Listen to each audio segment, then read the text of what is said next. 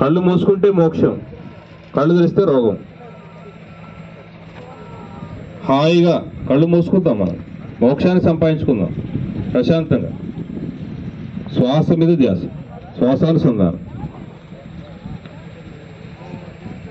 5 నిమిషాలు హాయిగా ప్రశాంతంగా శ్వాసతో ఏకమవుదాం.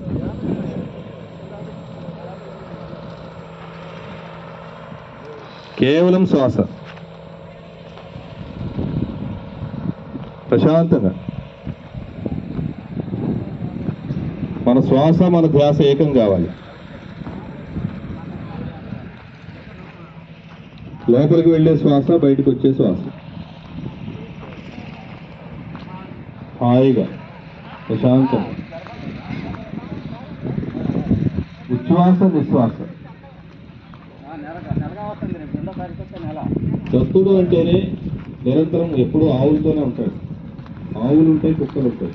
కుక్క అనేది విశ్వాసానికి, ఆవు అనేది శక్తికి. ఆవు ఎక్కడుందో అక్కడ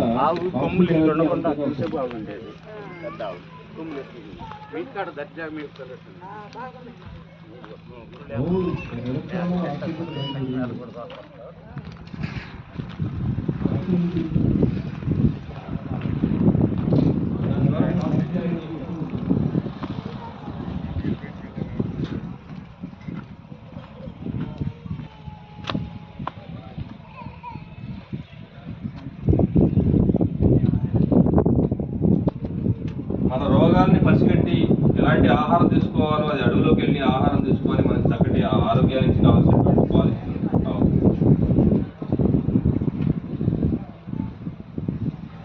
అలాంటి ఆవు శక్తిని ఉపయోగించుకున్నాడు శ్రీకృష్ణ పరమాత్ముడు. ఆవు శక్తిని ఉపయోగించుకున్నాడు.